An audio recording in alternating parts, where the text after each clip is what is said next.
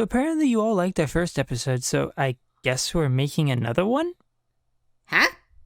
We are? I'm just as surprised as you. Guess that means we need to stop squirreling and get started. So, for lack of a better intro, hi, I'm Elvin, the person wandering over yonder space, and this is Tibala Moody. Wander, over, yonder, wander, yonder. It's been like this for the past week.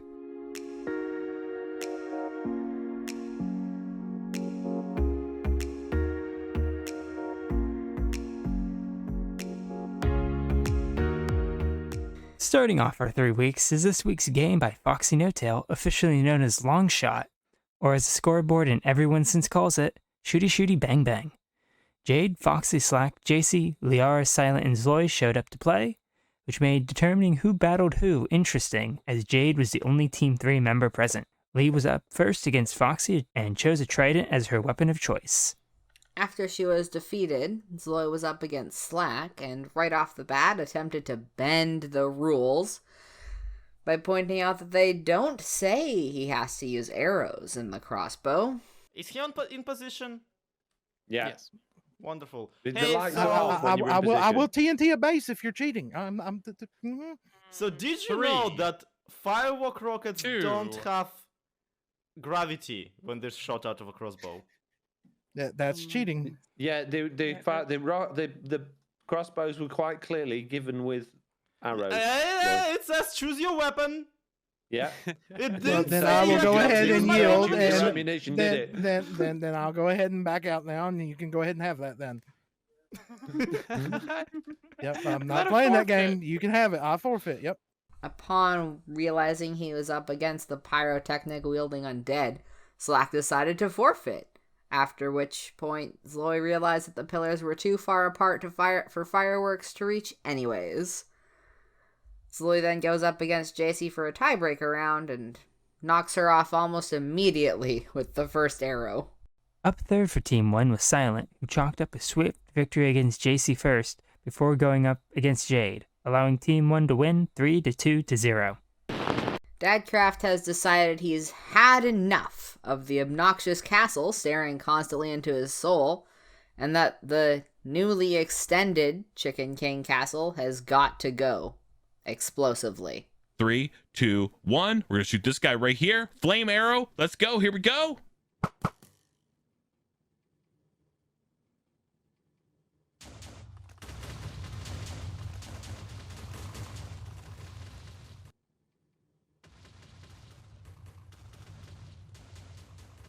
Get that chicken neck out of here.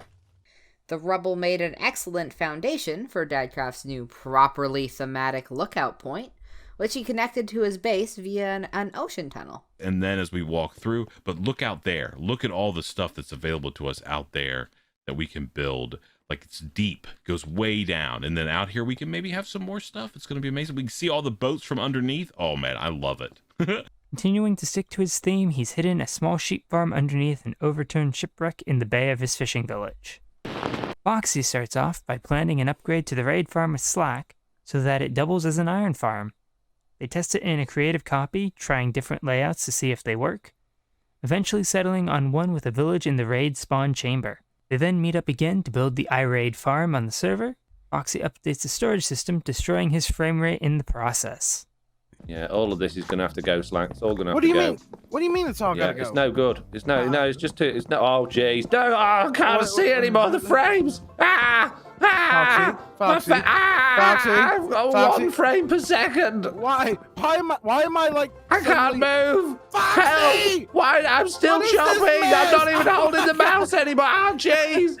They managed to construct the village and lower the pillager spawn platform with minimal villager deaths, only for the farm not to work. Following the advice of some "you messed up" comments, Foxy returns to the farm to fix it on his own.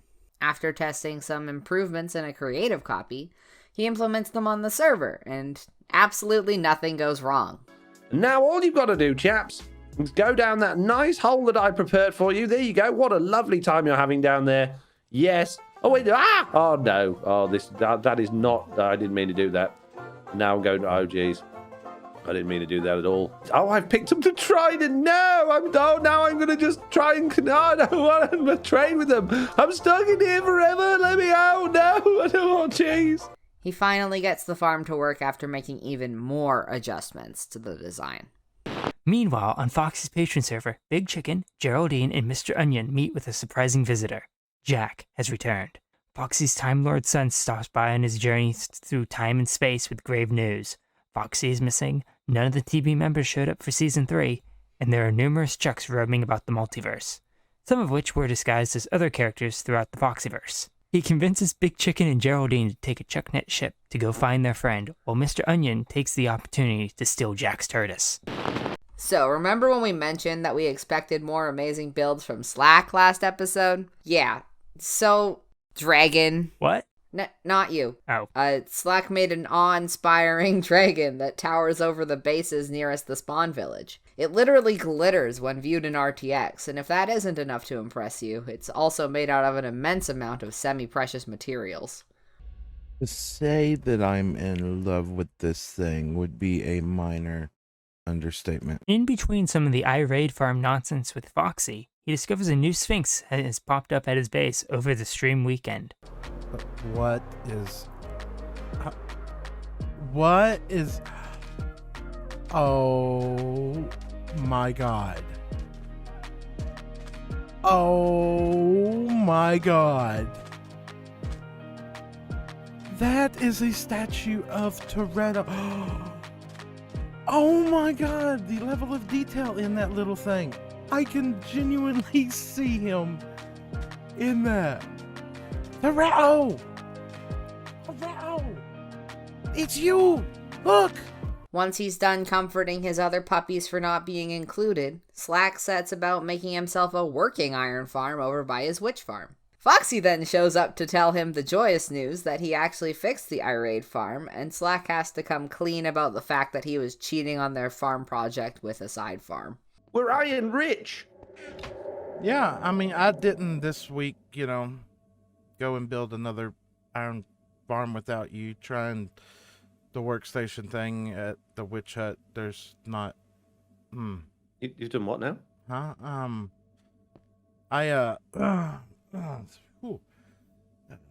I'm glad you fixed this. Yeah.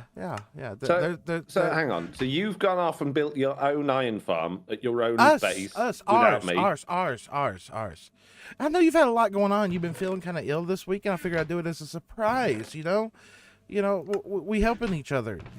After comforting his friend by assuring him that it's totally his farm too, the two switch to trying to figure out how to make a gold farm that won't be broken by the next update. Of course, this proves to be impossible within one episode, so unless we have to add yet another week's worth of episodes to this video because of distractions, y'all will have to wait to see if it's possible at all. Unless you, go watch their videos on it. True, we are a week behind. Yeah, go watch the videos. Yeah, go watch their videos.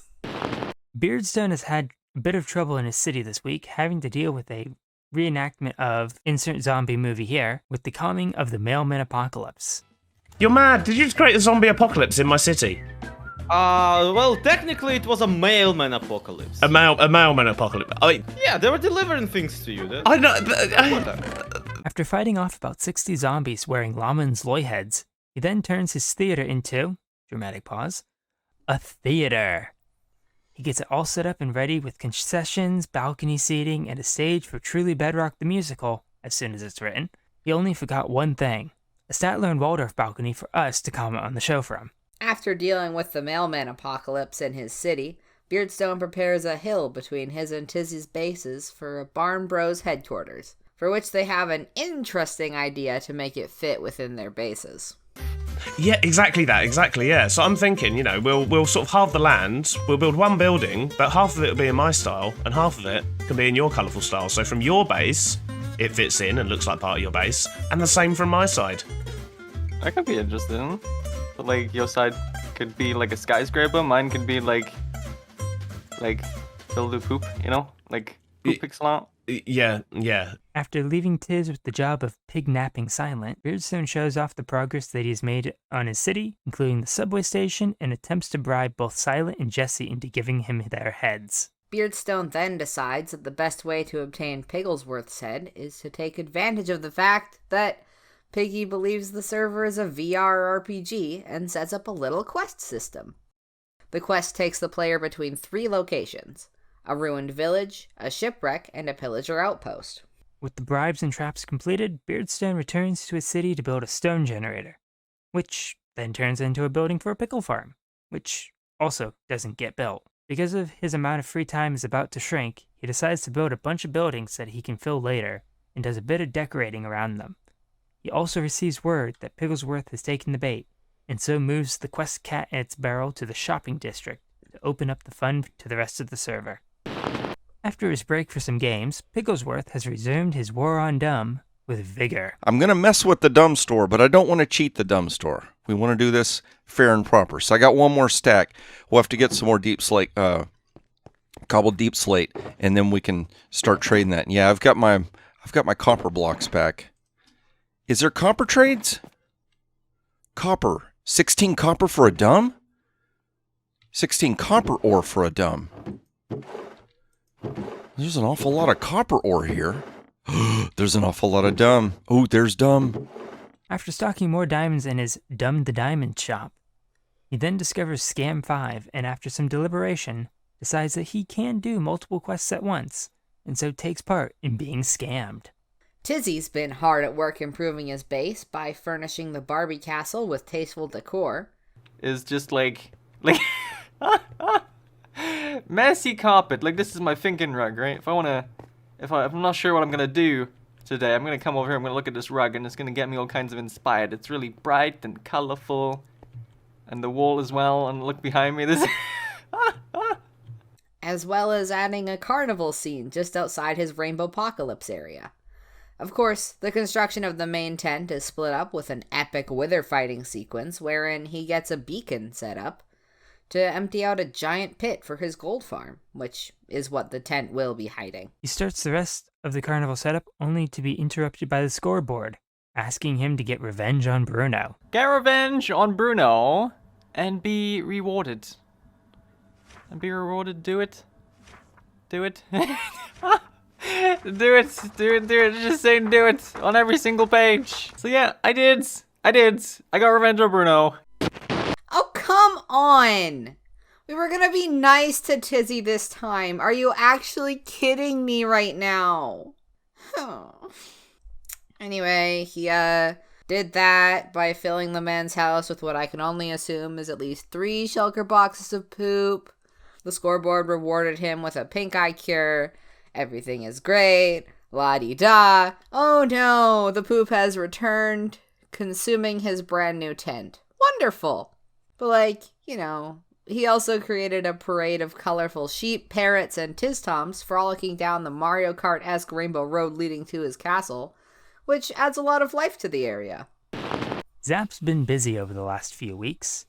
He set up some villager trading and zombificating in his tower, which prompted him to realize he needed to sort his storage a bit.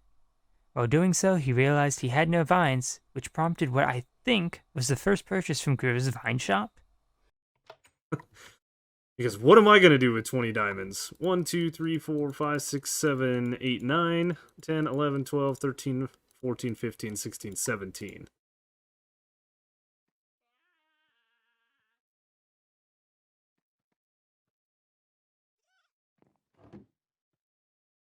Well, I guess since diamonds aren't really a currency this season, this is less of a waste. But oh my gods, that ended up being roughly 10 diamonds a stack for something you can easily farm.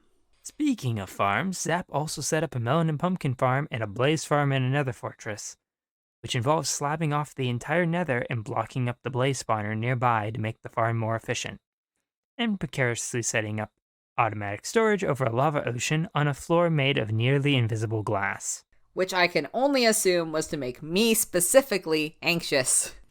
So what I'm going to end up having is, right where that glass block is, we are going to have another dropper here. If we can actually place this in, it doesn't look like it. It's alright if we lose a little bit. After being falsely accused by Zloy for putting a cactus farm in his base, JC begins to question how they all got to the season. I vaguely remember getting here. We've all been here for like a few months now, and I don't quite remember how we got here. I mean, do you remember anything about the moon crashing or basically how we got here? Well, yeah, the moon crashed and then we all woke up at the spawn. We woke up. But how did I? But who were you guys though? Because I don't remember. Are you just now realizing that you never were on the server where the moon crashed? I am. Are you just now realizing that you weren't on Truly Bedrock last season? Yes. I've been having too much fun. I was distracted. She then returns to her base and builds up her own cactus farm, as well as a flower farm for dye production. She plans on using these for her own dyed block shop, and decides that she might sell dyes as well, since Rogue's flower shop is just about out of stock. JC then moves her cheaty furnace into her underground farming area with a fun little time-lapse, receives a package from Zloy's delivery service, and mentions gifting Tiz some nasty cookies made out of his poop. Castle work out of the way, she turns to the construction of her colorful shop with a distracting, suspicious fox nearby. She finally finishes her box of crayons to discover that sneaky fox has already snuck inside. And I guess the most important part will be to go and, fill up all these boxes because I'm really excited to get going. We're not going to have anything in the glass yet, but yeah, having all these.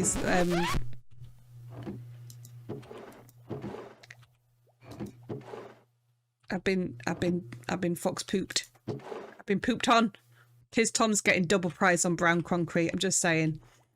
Silent started off this week by being blessed by the almighty furnace god with 1,000 levels of experience. Take out one item. This should take us to 999.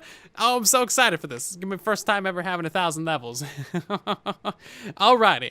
For the moment of truth, taking out one final piece of sand, and let's get to 1,000 levels. Ta-da! Very nice. 1,000 levels.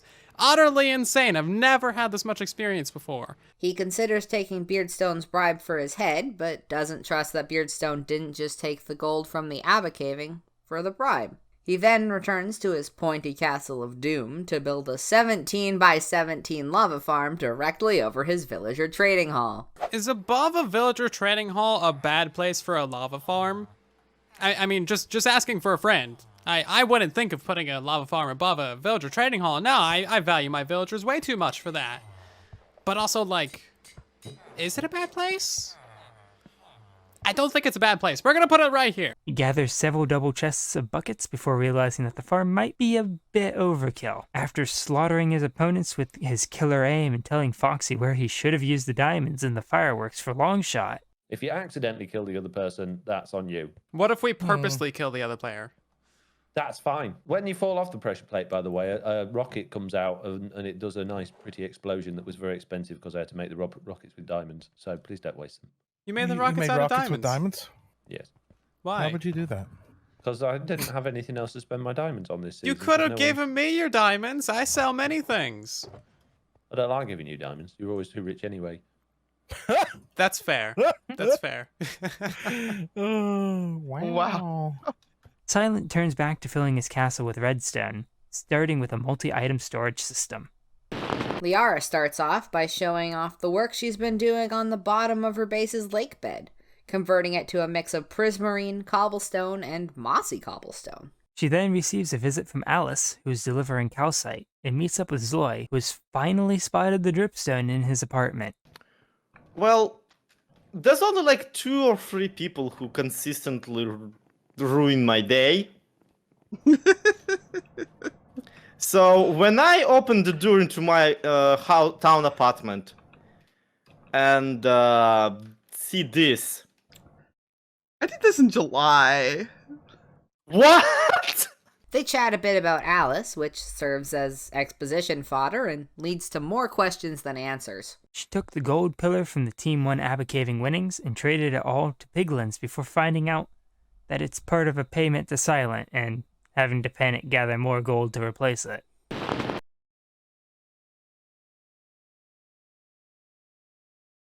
Wonder over space. You got it stuck in my head. And this is a problem.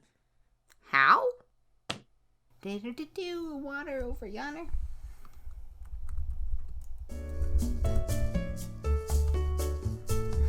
Wander over yonder. Wander over yonder. Wander over yonder. Wander yonder. Yonder. Wander yonder.